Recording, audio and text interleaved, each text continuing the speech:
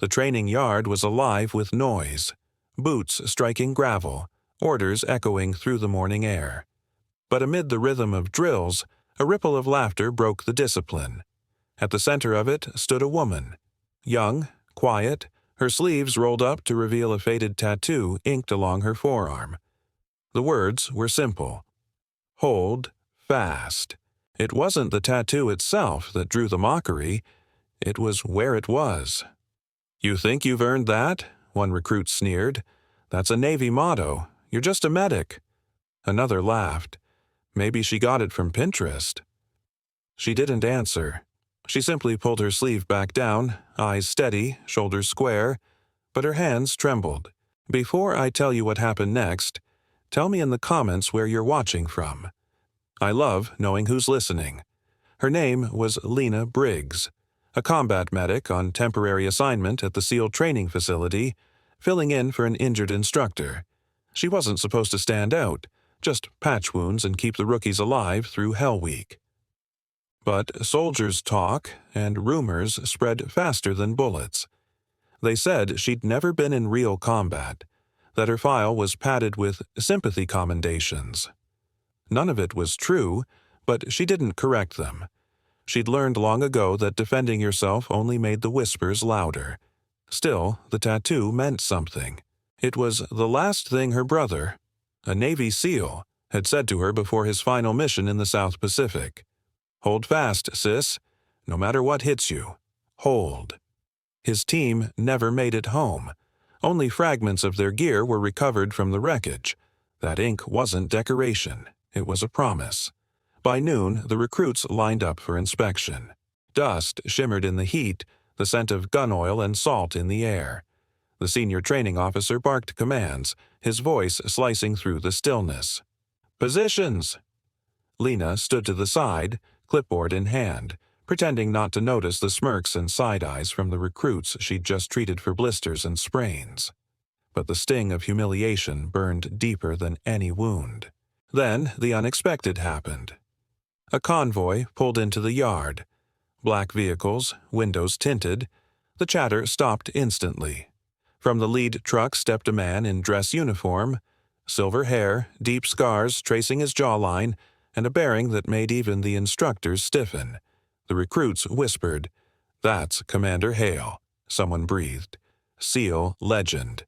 He walked past the ranks, expression unreadable, eyes scanning every face like a hawk. When his gaze landed on Lena, he froze. "Lieutenant Briggs?"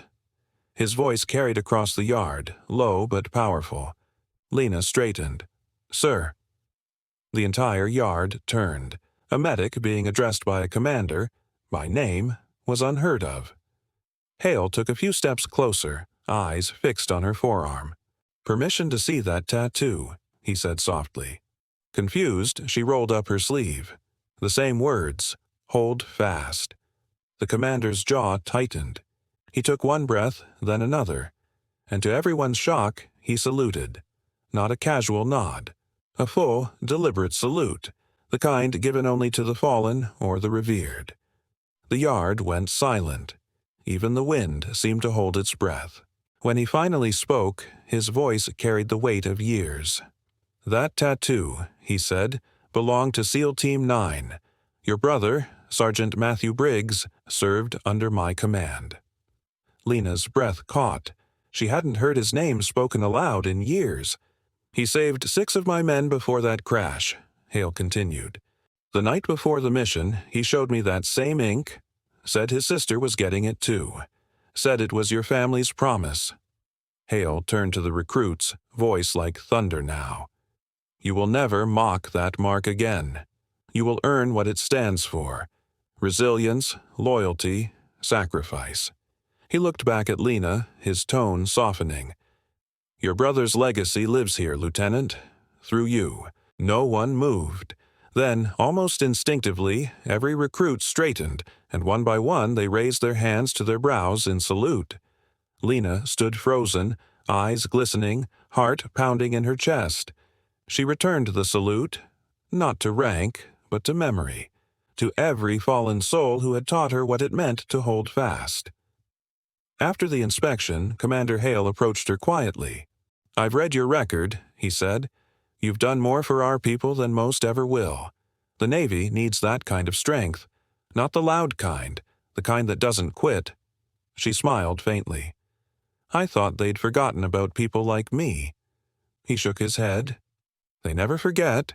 Sometimes it just takes time for the right eyes to see." As he walked away, the recruits approached her, hesitant, awkward, but changed. "Ma'am," one of them said, voice barely above a whisper, "we didn't know."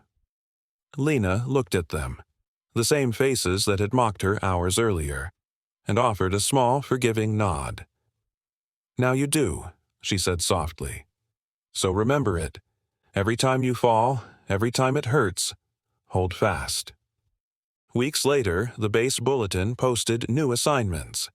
Beside Combat Training Medical Lead, her name was listed. Not temporary, permanent. And when the new recruits arrived, whispers followed again, but this time not in mockery. In respect.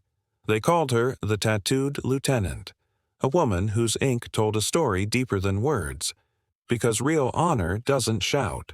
It endures quietly and waits for truth to rise. And sometimes the mark they mock today becomes the symbol they salute tomorrow. If this story moved you, tell me in the comments what that phrase, "hold fast," means to you.